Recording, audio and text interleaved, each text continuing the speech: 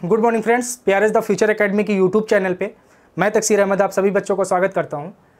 जैसा कि बच्चों हम लोगों ने कल क्या पढ़ा था, एक्सरसाइज 4.2 का 2 क्वेश्चन तक हमने बात कर लिया है। आज हम जिसकी बात करेंगे वो क्वेश्चन नंबर 3 से स्टार्ट करेंगे। देखिए क्वेश्चन नंबर 3 क्या है कि ऐसी 2 संख्याएं ज्ञात कीजिए जिनका योगफल 27 है और जिनका गुणनफल 182। हम आपको बता दें कि इस क्वेश्चन को आप 2 चर के रैखिक समीकरण अर्थात लीनियर इक्वेशन से भी सॉल्व कर सकते हैं। मान लीजिएगा माना पहली संख्या x और दूसरी संख्या y है और इनका योगफल 27 दिया है, तो x प्लस वाई बराबर हो जाएगा आपका 27 और इनका गुणनफल कितना है 82 है, तो x y बराबर क्या हो जाएगा 82। ठीक है, आप फिर x y बराबर 82 तो x का मान निकालेंगे तो 82/2 हो जाएगा। अब फिर उसके बाद प्रोसेस आप जानते हैं कर लेंगे, लेकिन करने के तो हम उससे भी कर सकते हैं, लेकिन यहाँ पे जो कि द्विघात समीकरण चल रहा है तो हम जो बात करेंगे वो द्विघात समीकरण से बात करेंगे। आप कर सकते हैं लीनियर इक्वेशन से और करिएगा भी।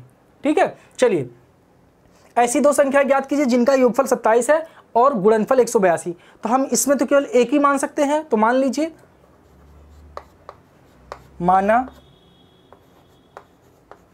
पहली संख्या बराबर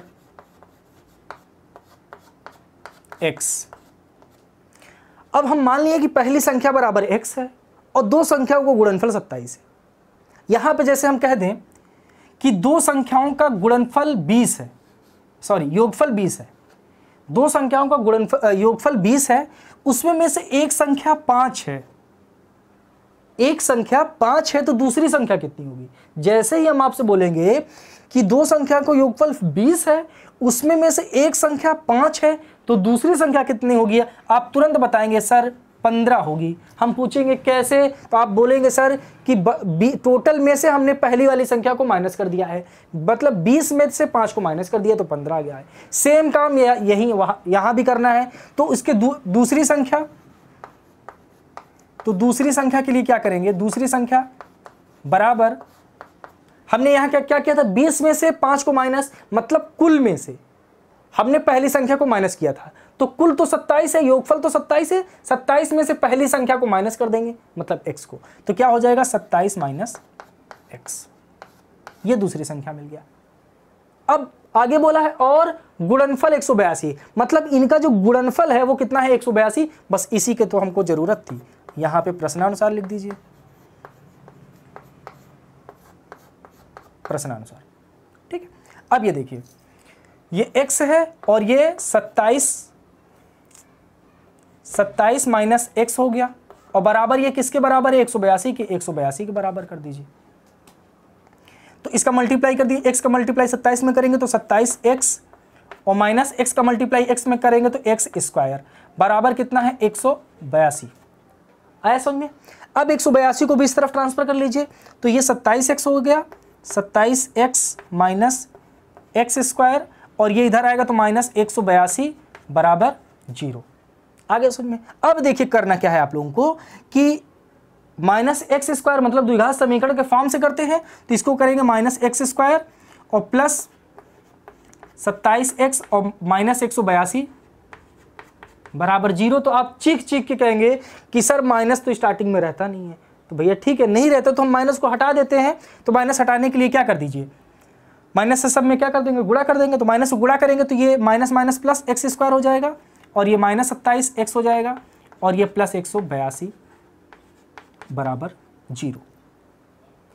अब ध्यान में रखना है आपको कि अब यहां पे देखिए किस नंबर को हम लें कि गुणा करने पर कितना आए 182 और प्लस और माइनस कितना करने पर आए माइनस 27।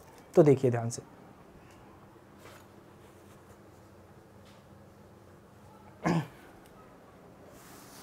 देखिए ये है, इसको इधर लिख लीजिए, एक्स स्क्वायर माइनस 27x और प्लस 182 बराबर 0। अगर हमने आपको बताया 182 का आप फैक्टर करिए, फैक्टर करने के बाद दो ऐसे आप समूह बनाइएगा जिनका प्लस या माइनस करने पर 27 मिल जाए। तो जाहिर सी बात है अगर यहाँ पे माइनस है और यहाँ पे प्लस है तो दोनों नंबर को हम जोड़ेंगे तभी तो ये माइनस माइनस यहाँ प्लस होगा।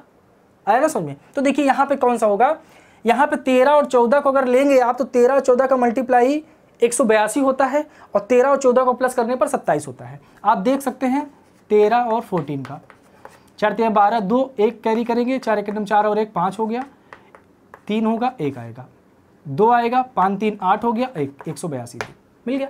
अब 14 में 14 13 जोड़ेंगे 27 भी होता है, तो यही करेंगे। तो यहाँ पे एक्स स्क्वायर और दोनों माइनस में लेंगे तो माइनस 13x और माइनस 14x प्लस 182 बराबर 0। ठीक है, अब यहाँ पे देखिए इन दोनों में कॉमन कर लीजिए, इनमें कॉमन क्या है, x कॉमन है, x कॉमन कर लेंगे तो ये बचेगा x माइनस 13। इन दोनों में कॉमन क्या है, माइनस 14 कॉमन है तो माइनस 14 कॉमन करेंगे तो ये क्या बचेगा, x माइनस 13 बराबर 0। ठीक है, अब इन दोनों को ब्रैकेट में सेम है तो x माइनस 13 और x माइनस 14 बराबर 0। तो अब क्या करेंगे, x माइनस 13 बराबर 0 लेने पर, तो x माइनस 13 बराबर 0 लेने पर, ठीक है, तो x बराबर कितना आ जाएगा 13, x बराबर 13 आ गया और x माइनस 14 बराबर 0 लेने पर तो x बराबर क्या आ गया आपका 14 आ गया। देखिए x के यहाँ भी दो मूल आ गए हैं। ठीक है, तो पहली संख्या कितनी है, अगर 13 होगी, अगर यहाँ पे ध्यान दीजिए, अगर पहली संख्या 13 होगी तो दूसरी संख्या कितनी होगी, 27 में से x को माइनस कर देंगे तो दूसरी संख्या निकलेगी 14, अगर इस 13 को लेंगे। और अगर पहली संख्या हम 14 ले दें, पहली संख्या 14 ले लेंगे तो दूसरी संख्या कितनी आएगी 13। तो अगर इससे हम लेंगे तो पहली संख्या 13 तो दूसरी संख्या 14 मिलेगी, अगर 14 को पहली संख्या मान लें तो पहली संख्या 14 तो दूसरी संख्या 13। ठीक है, अब इसकी स्क्रीनशॉट लीजिए फिर आगे चलते हैं। चलिए बच्चों क्वेश्चन 4 की बात करते हैं। देखिए क्या है कि दो धनात्मक पूर्णांक ज्ञात कीजिए जिनके वर्गों का योग कितना है 365। ठीक है, दो धनात्मक पूर्णांक ज्ञात करना है जिनके वर्गों का योगफल कैसा है 365। और एक चीज ध्यान दीजिए कि क्रमागत धन पूर्णांक बोला है क्या, जी बिल्कुल क्रमागत धन पूर्णांक बोला है। यहां पे क्रमागत, दो क्रमागत धन पूर्णांक ज्ञात करना है जिनके वर्गों का योगफल 365 है। ध्यान से, हमने पहले ही बताया था क्रमागत क्या होता है। जैसे हम मानेंगे, माना पहली क्रमागत संख्या x है तो दूसरी क्रमागत संख्या क्या होगी, उसी जो पहली क्रमागत संख्या माने उसी में एक जोड़ देंगी तो दूसरी क्रमागत संख्या मिल जाएगी। कैसे, जैसे हम बोले कि एक है तो इसके आगे का क्रम क्या होता है 2 होता है, इसके आगे का क्रम क्या होता है 3 होता है, इसके आगे का क्रम क्या होता है 4 होता है। तो जो क्रमागत संख्याएं हैं वो एक एक जुड़कर मिलते हैं, मतलब एक जोड़ेंगे तो अगली क्रमागत संख्या मिल जाएगी, उसमें एक जोड़ेंगे तो अगली क्रमागत संख्या मिल जाएगी। ठीक है, तो अगर जैसे एक में एक जोड़ेंगे तो अगली क्रमागत संख्या 2 मिलेगी, अब 2 में एक जोड़ देंगे तो अगली क्रमागत संख्या 3 मिलेगी। तो यहां पर मानेंगे, माना पहली क्रमागत संख्या, माना पहली क्रमागत संख्या x, अब पहली x हो जाएगी तो दूसरी क्या होगी x प्लस 1 तथा दूसरी x प्लस 1 है। ठीक है, ऐसे मानते हैं क्रमागत संख्या हमेशा एक जुड़ के मिलती है। अब प्रश्नानुसार क्या करेंगे, प्रश्नानुसार अब देखिए जिनके वर्गों का योग कितना है 365, मतलब इनका अगर वर्ग कर दें और वर्गों का योग, मतलब इनका अगर वर्ग करें और वर्ग करने के बाद उसको क्या कर दें, योग कर दें उन दोनों का, तो वो किसके बराबर हो जाएगा 365 के बराबर। तो वही करना है, तो इनके वर्गों का योग का मतलब x का वर्ग क्या होगा x स्क्वायर, और इनका योग भी करना है तो प्लस, और x प्लस 1 का होल स्क्वायर किसके बराबर है 365 के, 365 के बराबर कर दीजिए। अब इसी को सॉल्व कर दीजिए, तो ये एक्स स्क्वायर तो एक्स स्क्वायर ही रहेगा, प्लस इसका करेंगे तो ये देखिए a प्लस बी का होल स्क्वायर का फार्मूला बनता है, इसको ओपन कर दीजिए। तो एक्स स्क्वायर मतलब a square plus B square का मतलब 1 का स्क्वायर प्लस 2ab, तो 2a का मतलब x और b का मतलब 1 बराबर 365।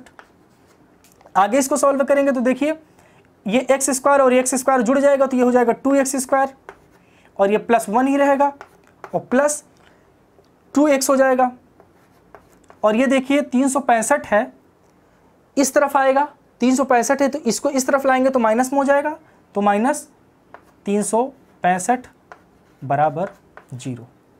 आ गया समझ में। अब ये देखिए 2x स्क्वायर यहाँ पे है यहाँ पे +2x लिख दीजिए, और ये देखिए ये प्लस में 1 है और ये माइनस में है, तो 365 में से 1 माइनस कर देंगे तो कितना बचेगा, 364 माइनस 364 बराबर 0।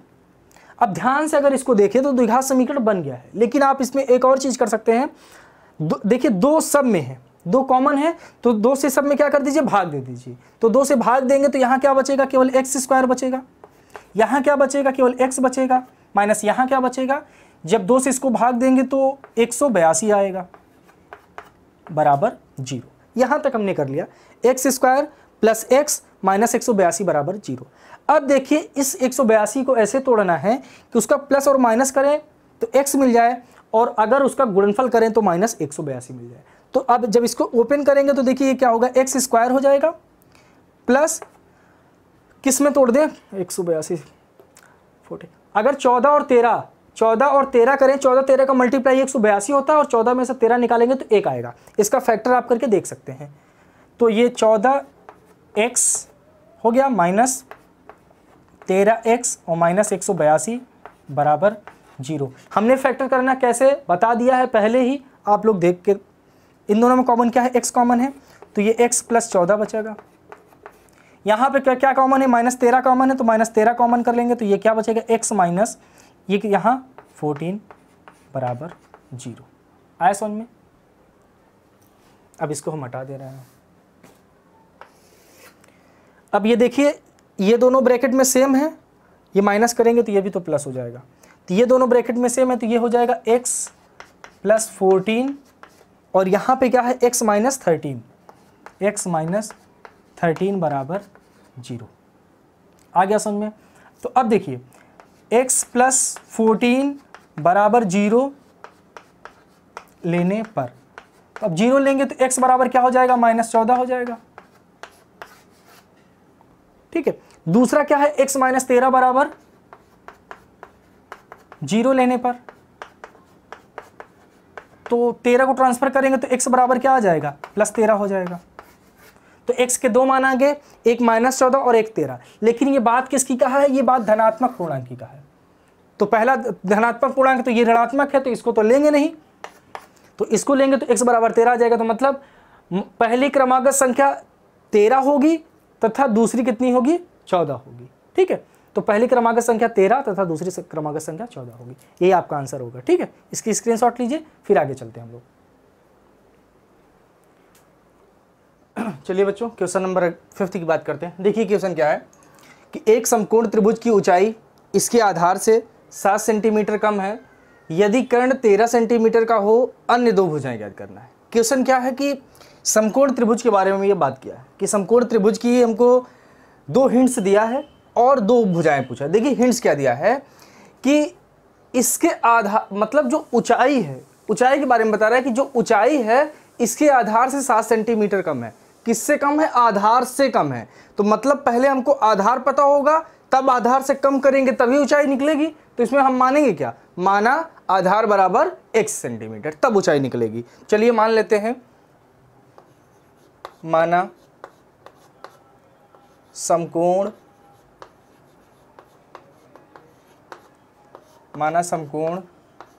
त्रिभुज का आधार, माना समकोण त्रिभुज का आधार बराबर x सेंटीमीटर। ठीक है, 1 सेंटीमीटर है। अब देखिए थोड़ा सा समकोण त्रिभुज के बारे में जान लें। देखिए समकोण त्रिभुज क्या होता है, ऐसा त्रिभुज जिसका एक कोण कितने डिग्री का होता है, 90 डिग्री का होता है।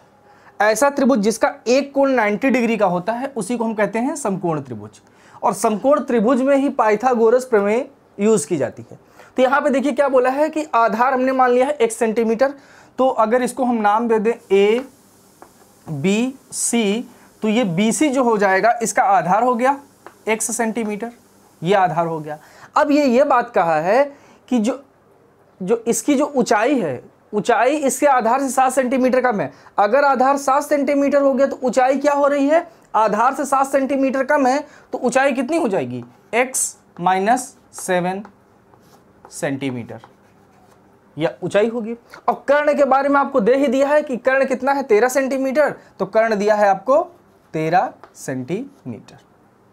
आया समझ में। देखिए आपको यहाँ पे आधार भी मिल गया है, लंब मतलब ऊंचाई भी मिल गया है और कर्ण भी मिल गया है। ठीक है, लंब ही ऊंचाई होती है, तो यहाँ जो इस क्वेश्चन में है।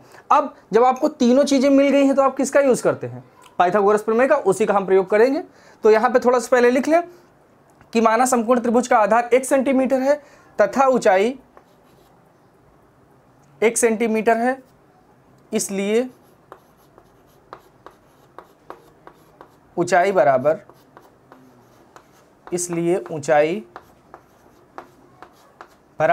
ऊंचाई क्या हो जाएगी? x minus 7 centimetre, x minus 7 centimetre. ठीक है, और आपको कर्ण दिया ही है 13 सेंटीमीटर। ठीक है, तो समकोण त्रिभुज दिया गया त्रिभुज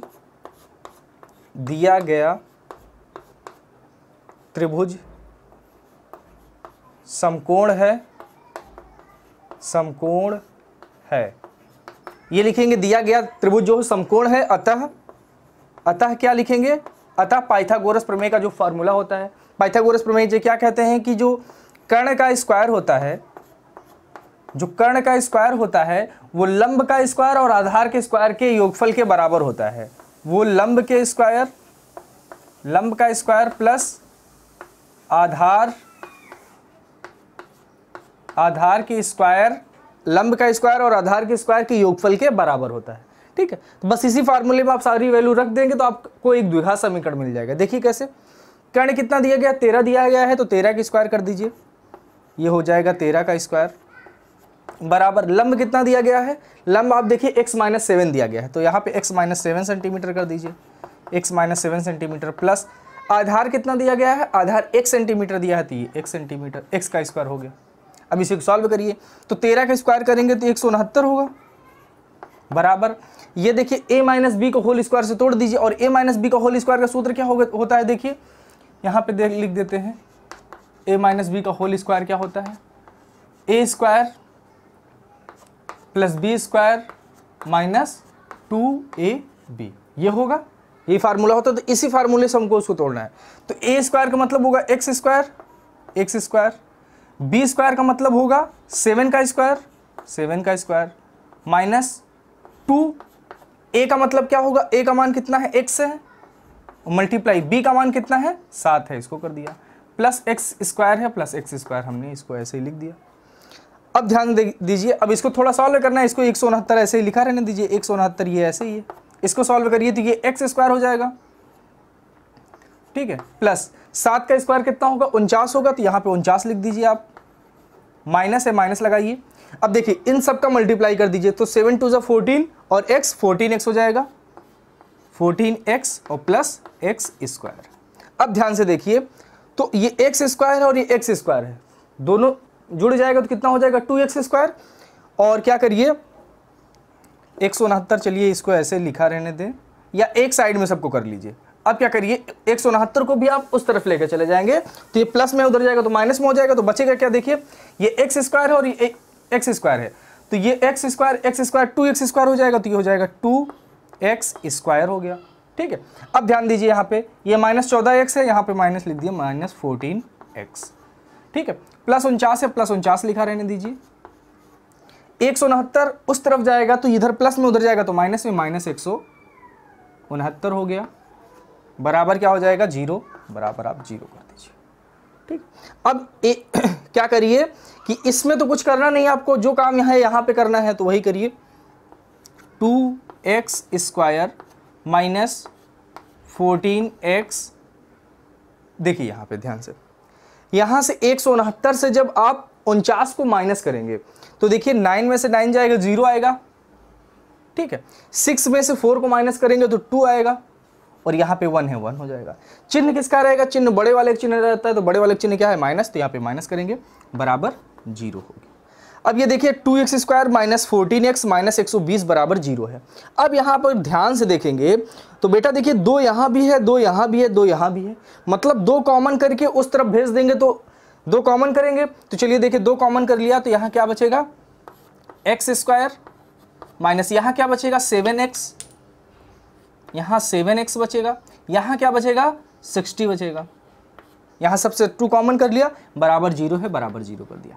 अब देखिए क्या करेंगे, इस 2 को इस तरफ ट्रांसफर कर देंगे, तो इधर मल्टीप्लाई में, इधर जाएगा तो डिवाइड में। तो आप जानते हैं 0 और अपान कुछ भी लिखेंगे इसके, इसका मान कितना होता है, 0 ही होता है। तो ये जब 2 उधर जाएगा तो मान कितना हो जाएगा, 0 हो जाएगा। तो देखिए हमको एक द्विघात समीकरण मिल जाएगा।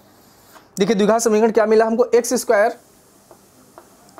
Square minus 7x, x square minus 7x और माइनस 60 इक्वल 0। ये आपको एक द्विघात समीकरण मिल गया है क्या, x square minus 7x minus 60 equal to 0। अब वही बात कि 60 को आप ऐसे 2 पार्ट में तोड़ना है आपको कि मल्टीप्लाई करने पर 60 आ जाए, क्योंकि यहाँ पे कुछ गुणांक तो है नहीं, तो मल्टीप्लाई करने पर 60 आ जाए और प्लस और माइनस करने पर -7 आ जाए। सोचिए जरा क्या होगा, सोच पा रहे हैं तो ठीक है, नहीं तो क्या कर दीजिए, 60 को 60 का फैक्टर कर दीजिए। कैसे करेंगे 60 का फैक्टर, ऐसे करिए, देखिए 2 से इसको जब करेंगे तो 30 आएगा, फिर 2 से इसको करेंगे तो 15 आएगा, ठीक है। अब इसको 3 से कर दीजिए तो 5 आएगा, अब इसको 5 से करेंगे तो 1 आएगा। तो आपको चाहिए 7, और यहां पे देखिए 2 2 जा 4, 4 3 जा 12 होगा। यहां तक देखिए 12 हो जाता है, इसका पूरा मान 12 हो जा रहा है और ये 5 हो जा रहा है। सोचिए 12 में से अगर 7 को माइनस करेंगे, 12 में से 5 को माइनस करेंगे तो 7 मिलेगा। 12 में से अगर 5 को माइनस करेंगे तो 7 मिल जाएगा, और 12 और 5 का मल्टीप्लाई करेंगे तो 60 मिलेगा। तो इसका मतलब जो 2 नंबर होंगे वो कौन कौन से होंगे, 12 और 7 होंगे, ठीक है, 12 और 5 होंगे। अब 12 और 5 को यूज कैसे करना है हमको, किसको प्लस में रखना है, किसको माइनस में। देखिए बेटा यहां भी माइनस लाना है, यहां भी माइनस लाना है। इसका मतलब यह है कि एक चिन्ह माइनस में रहेगा और एक चिन्ह प्लस में रहेगा, तभी मल्टीप्लाई करने में भी माइनस आएगा और प्लस और माइनस करने में भी माइनस आएगा। इसका मतलब ये भी है कि जो माइनस वाला चिन्ह रहेगा वो बड़ा होगा, तभी यहाँ पे माइनस आएगा। तो क्या लिखेंगे, देखिए x square minus 12x minus 5x plus 5x minus 60 equal 0। अब इन दोनों में देखिए कॉमन क्या दिख रहा है, x कॉमन दिख रहा है, x कॉमन कर लीजिए। तो यहाँ क्या बचेगा, x माइनस 12 बच गया, प्लस यहाँ से कॉमन 5 करेंगे, प्लस 5 कॉमन किया तो यहाँ क्या बचेगा x, और 12 से 60 को डिवाइड करेंगे कितनी बार जाएगा, 12 टाइम्स जाएगा, बराबर 0। देखिए इस ब्रैकेट में भी, इस ब्रैकेट में दोनों सेम आ रहा है, तो इसको एक साथ लिख लीजिए, x माइनस 12, और इन दोनों को साथ में लिखेंगे तो x प्लस 5 होगा, x प्लस 5 बराबर 0। आ गया समझ में। अब एक बार x माइनस 12 बराबर 0 लेने पर तो वही करिए, x माइनस 12 बराबर 0 लेने पर जब 0 लेंगे तो x का मान कितना आ जाएगा, 12 आ जाएगा, ठीक है, x मान 12 आ गया। अब सेम ऐसे ही यहाँ पे करेंगे, x प्लस 5 बराबर 0 लेने पर, तो x प्लस 5 बराबर 0 लेने पर जब यहाँ पे 0 लेंगे भैया तो x बराबर कितना हो जाएगा, -5 हो जाएगा। हमने बताया है कि कोई भी डिस्टेंस जो होती है, अब देखिए दूरी है, इसकी माप है, किसी की माप कभी माइनस में हो सकती है। जैसे हम लोग ये कपड़ा पहने हैं तो क्या इस कपड़े की माप जो नाप होती है वो माइनस में जा सकती है, -2 सेंटीमीटर, -5 सेंटीमीटर, कभी हो ही नहीं सकता। माइनस का मतलब होता है हम कर्जदार हो जाए, और कपड़े में कैसे कर्जदार होंगे, समझ में आ रहा है ना। तो इसका मतलब ये जो वैल्यू होगी वो कैसी हो जाएगी, अमान्य हो जाएगी। क्यों अमान्य हो जाएगी, क्योंकि कोई भी माप माइनस में नहीं जाती है। अब x बराबर आ गया 12 सेंटीमीटर। अब देखिए x हम माने क्या थे, आधार माने थे। इसका मतलब जो त्रिभुज है उसका आधार आधार हो गया 12 सेंटीमीटर, और ऊंचाई निकालनी है तो 12 में से अगर 7 को माइनस कर देंगे तो ऊंचाई, ये तो हो गया आधार आपका, ये आपका आधार हो गया। और ऊंचाई के लिए ऊंचाई बराबर होती है x माइनस 7 है, x माइनस 7 करेंगे तो x की वैल्यू 12 माइनस 7 बराबर 5 सेंटीमीटर। तो ये जो तो बोला था कि अन्य 2 भुजाएं ज्ञात कीजिए, तो ये अन्य 2 भुजाएं होगी 12 और 7, और एक भुजा पहले से दिया गया है 13 सेंटीमीटर। उम्मीद है आपको अच्छे समझ में आया होगा, ठीक है। स्क्रीनशॉट लीजिए, फिर अगले पार्ट में चलते हैं। चलिए बच्चों क्वेश्चन नंबर 6 की बात करते हैं। देखिए क्वेश्चन क्या है, एक कुटुर, इस प्रकार का क्वेश्चन आप पहले सॉल्व कर चुके हैं एक्सरसाइज 4.1 में, ठीक है। सेम वैसे ही क्वेश्चन है कि एक कुटीर उद्योग एक दिन में कुछ बर्तनों का निर्माण करता है, एक विशेष दिन यह देखा गया कि प्रत्येक नग की निर्माण लागत उस दिन निर्माण किए गए बर्तनों की संख्या के 2 गुने से 3 अधिक है। यदि उस दिन कुल निर्माण लागत 90 थी तो निर्मित बर्तनों की संख्या और प्रत्येक नग की लागत ज्ञात कीजिए। ठीक है, देखिए क्वेश्चन क्या है कि कोई कुटीर उद्योग है, मतलब कुटीर उद्योग है, उसमें कुछ बर्तन निर्मित किए जा रहे हैं। ठीक है, और बर्तनों के बारे में इसमें कुछ हिंट्स दिया है और हमको क्या निकालना है कि बर्तनों की संख्या, मतलब उस दिन जो कुटीर उद्योग, जो फैक्ट्री है, जो कंपनी है, जो जहां भी निर्मित किए जा रहे हैं बर्तन, कुल बर्तन कितने निर्मित हो रहे हैं और प्रत्येक नग की लागत। नग मतलब क्या होता है? प्रत्येक बर्तन की लागत। जैसे हम बोले कि ये कितने नग है, तो ये 1 2, ये कितने नग है? 2। तो ऐसे भी जितने बर्तन रहेंगे वो कितने नग रहेंगे, तो उसको हम गिन लेंगे। जितने वो संख्या में रहेंगे वही मान लीजिए एक नग होता है। प्रत्येक नग की लागत मतलब एक नग, एक चौक की लागत, ऐसे भी बोल सकते हैं आप। तो देखिए अब समझते हैं, एक कुटीर उद्योग एक दिन में कुछ बर्तनों का निर्माण करता है, कुछ बर्तनों का निर्माण करता है। कितने बर्तन निर्माण करता है हमको नहीं पता है।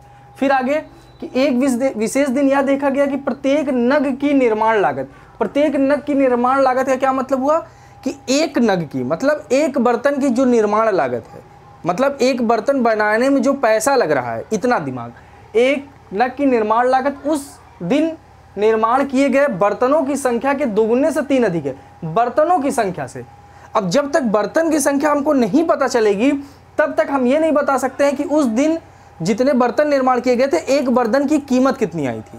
तो सबसे पहले हमको क्या पता होना चाहिए? बर्तनों की संख्या। तो बर्तनों की अगर संख्या हमको पता चल जाएगी तो हम ये कह सकते हैं कि प्रत्येक नग की लागत कितनी थी। क्या करना है?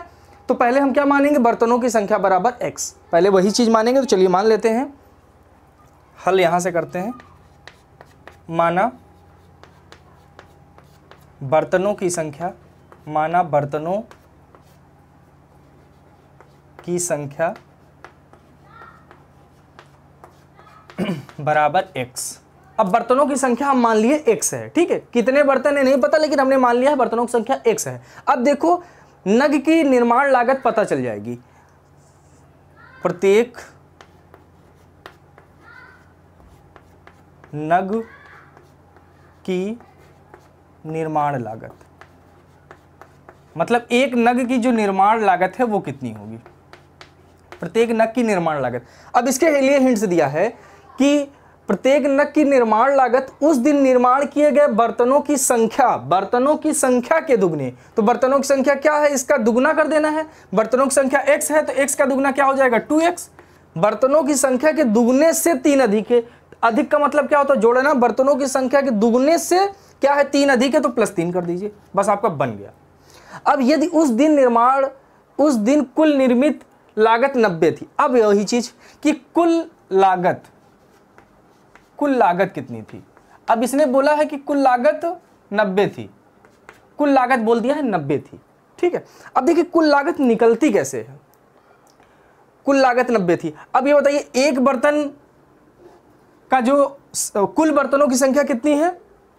x है, और एक बर्तन बनाने में उसको इतने रुपए लगते हैं, तो टोटल में क्या होगा? इन दोनों का मल्टीप्लाई ही होगा। जैसे हम ये बोल दें कि एक चाक बनाने में हमको 5 रुपए लगते हैं, एक चाक बनाने में हमको कितने लगते हैं? 5 रुपए लगते हैं। एक चाक बनाने में हमको 5 रुपए लगते हैं, तो 10 चाक बनाने में हमको कितने रुपए लगेंगे? तो क्या करते हैं? 10 का मल्टीप्लाई करेंगे तभी तो 50 आएगा। वही काम यहां पे है कि कुल, मतलब 5 चाक बोले थे तो कुल चाक 5 है, x मान लिया, और एक चाक की जो कीमत है वो कितनी है? 5 है, मतलब ये है। तो दोनों का क्या कर देंगे? मल्टीप्लाई कर देंगे तो 90 के बराबर आ जाएगा। तो बस वही कॉन्सेप्ट को यहां पे यूज करना है। तो यहां लिखना है प्रश्नानुसार, लिखेंगे प्रश्नानुसार। प्रश्नानुसार क्या लिखेंगे?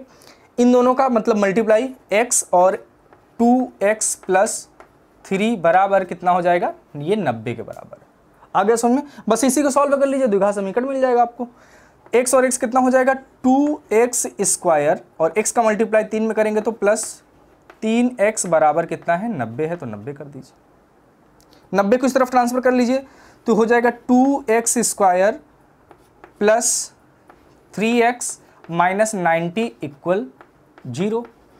अब हम जानते हैं ये द्विघात समीकरण बन गया, लेकिन जब द्विघात समीकरण सॉल्व करते हैं तो एक्स स्क्वायर का गुणांक कितना होना चाहिए? 1 होना चाहिए, मतलब यहाँ पे कुछ नहीं रहना चाहिए। सॉरी जो यहाँ पे एक्स स्क्वायर का जो गुणांक रहता है उसका मल्टीप्लाई किसमें कर देते हैं? सी वाले पद में करते हैं। तो एक्स स्क्वायर का गुणांक कितना है? 2 है, तो 2 का गुणा इसमें करेंगे तो कितना हो जाएगा? 90 का मल्टीप्लाई 2 में करेंगे तो 180। मतलब आपको जो मिला है वो 180 इस वाले जगह पे। लिखना नहीं है, बस समझना है कि यहाँ पर अब क्या है? 180। और हमको 2 पार्ट में 180 को ऐसे तोड़ना है कि उसका जो 2 नंबर है उनका मल्टीप्लाई करने पर 180 आ जाए और उनका प्लस और माइनस करने पर आपको कितना मिलना चाहिए? 3 मिलना चाहिए। तो आपको हमने बताया है क्या करिए? 180 को फैक्टर कर लीजिए, 180 का फैक्टर कर लीजिए और उसमें देखिए क्या होता है। देखिए 180 का फैक्टर कैसे करेंगे? 180 का फैक्टर करेंगे तो यहाँ पे 90 आ गया, फिर 2 से डिवाइड हो गया तो 45 आ गया, ठीक है। फिर 3 से इसको डिवाइड किए तो 15 आ गया, फिर 3 से इसको डिवाइड किए तो 5 आ गया, अब 5 से इसको डिवाइड किए तो 8 बना गया। अब ये जो फैक्टर है इनका आप ऐसा ग्रुप बनाइए, ठीक है, आप इनका ऐसा ग्रुप बनाइए जिससे आपको वो 2 नंबर मिल जाए जिनका माइनस करने पर 3 आ जाता हो। तो कोई ग्रुप, ठीक है। तो यहाँ आप देख ले रहे हैं कि इन तीनों को मल्टीप्लाई करने पर 12 आ रहा है और इनका मल्टीप्लाई करने पर 15 आ रहा है। मतलब वो जो 2 फैक्टर दो नंबर जो हमको ज़रूरत है वो कौन कौन से हैं? 12 और 15 हैं, ठीक है। मतलब 12 और 15 का मल्टीप्लाई करने पर 80 मिल जाएगा और 15 को 12 माइनस कर देंगे तो कितना मिल जाएगा? 3 मिल जाएगा। तो बस यही दोनों कर दीजिए आप। लेकिन यहाँ पर एक चीज़ और ध्यान रखिए कि यहाँ पे प्लस लाना है और यहाँ पर क्या लाना है? माइनस लाना है। तो एक चीज़ ध्यान दीजिए, यहाँ पे प्लस लाना है, यहाँ पे माइनस लाना है। इतनी बात समझ में आई ना? अब देखिए क्या है कि इसका मतलब ये है कि बड़े वाले नंबर को किस में रखना है? प्लस में रखना है, और छोटे नंबर को किस में रखना है? माइनस में रखना है। रख दीजिए आप कि हो जाएगा 2x स्क्वायर और इसमें 15x और माइनस 12x माइनस 90 बराबर 0, ठीक है। अब इन दोनों में कॉमन देखिए, इन दोनों में कॉमन क्या है? x कॉमन है, तो x और ये क्या हो जाएगा? 2x, मतलब x कॉमन करेंगे तो ये 2x हो जाएगा, प्लस है तो प्लस कर देंगे और इससे x कॉमन करेंगे तो ये 15 हो गया। आ गया समझ में? अब इन दोनों में देखो, इन दोनों में माइनस यहाँ भी है, माइनस यहाँ भी, तो माइनस कॉमन कर लेंगे। और जब माइनस कॉमन करेंगे, अब इसके साथ देखिए और क्या कॉमन होगा। अब यहाँ पे देखिए आपको 2x लाना है, तो मतलब इसका मतलब है अगर यहाँ 6x कॉमन कर लेंगे, हम केवल 6 कॉमन करेंगे तो यहाँ पे 2x बचेगा और यहाँ पे 2x बचेगा और 6 कॉमन किया ना, तो जब 6 से डिवाइड करेंगे तो कितनी बार जाएगा? 15 बार जाएगा। 15 छक्का 90 होता है, बराबर 0 हो गया। ये आपको इतना चीज़ मिल गया। अब देखिए क्या है, इन दोनों ब्रैकेट में सेम चीज़ है। देखिए यहाँ पे माइनस कर लिए हैं कॉमन, तो यहाँ माइनस नहीं रहेगा, प्लस हो जाएगा, क्योंकि माइनस जब कॉमन कर लिए तो माइनस माइनस प्लस हो जाएगा। तो देखिए इन दोनों में ब्रैकेट में सेम चीज़ है, तो इसको लिख दीजिए 2x प्लस 15 और x माइनस 6 बराबर 0। देखिए 2 फैक्टर हमको मिल गया है। अब बस इन्हीं से क्या करना है? आपको x का मान निकालना है। तो चलिए हम इधर x का मान निकालते हैं। अब यहाँ पे क्या है? 2x प्लस 15 बराबर 0 लेने पर, पहले इसको ले लीजिए, बराबर 0 लेने पर, तो जब इसको 0 लेंगे तो 2x बराबर क्या हो जाएगा? 2x बराबर, देखिए 15 इधर प्लस में उधर जाएगा तो माइनस में हो जाएगा, तो माइनस 15 हो जाएगा। आ गया समझ में? अब देखिए x का मान निकालना है, तो 2 के उधर ले जाएंगे तो ये मल्टीप्लाई में उधर जाएगा तो डिवाइड में, तो x बराबर माइनस 15/2, ठीक है। तो x का एक मान ये आ गया। अब x का इसी प्रकार x माइनस 6 बराबर 0 लेने पर रख दीजिए, करिए। x माइनस 6 बराबर 0 लेने पर, तो x बराबर क्या आ जाएगा? x बराबर ये 6 आ गया। तो यहां पे ध्यान से देखिए, अब x क्या माने? बर्तनों की संख्या। क्या बर्तनों की संख्या कभी निगेटिव में हो सकती है? आप बोलेंगे नहीं, ऐसा तो हो ही नहीं सकता। जब बर्तनों की संख्या, मतलब कोई भी एक चीज जान लिए, कोई भी संख्या कभी निगेटिव में नहीं होती है, कोई भी नाप कभी निगेटिव में नहीं होती है। तो जब निगेटिव में आ जाए तो इसको कह देंगे अमान्य है, ठीक है। अब ये जब एक अमान्य हो गया तो दूसरा x बराबर 6 है, मतलब बर्तनों की संख्या कितनी हो जाएगी? 6 हो जाएगी। बर्तनों की संख्या 6। और निर्माण लागत कितनी है? अब निर्माण लागत देखिए, निर्माण लागत है आपका 2x प्लस 3 है, तो यहीं पे अगर वैल्यू आप रख देंगे x की, 2x की जगह पे 6 रख दिया आपने, ठीक है, और प्लस 3 कर दिया, तो ये क्या हो जाएगी? 6 2 12 और प्लस 3 मतलब 15। मतलब जो बर्तनों की संख्या है कितनी? 6, और एक बर्तन की निर्माण लागत वो कितनी है? 15 रुपए है। तो आप इसको आंसर में ऐसे ही लिखेंगे, अतः बर्तनों की कुल संख्या बराबर 6 है तथा एक नग की निर्माण लागत 15 रुपए है। आपको ऐसे आंसर लिखना है, ठीक है। यहाँ तक का नोट आप अच्छे से समझ लीजिए, फिर हम लोग नेक्स्ट क्लास में मिलेंगे अगले एक्सरसाइज के साथ, ठीक है। तो और आप लोग एक चीज़ ध्यान रखिएगा, रिवीजन जरूर करते रहिएगा। रिवीजन नहीं करेंगे तो आप बाकी की चीज़ें क्या होगी, धीरे धीरे भूलते जाएंगे, ठीक है। Thank you.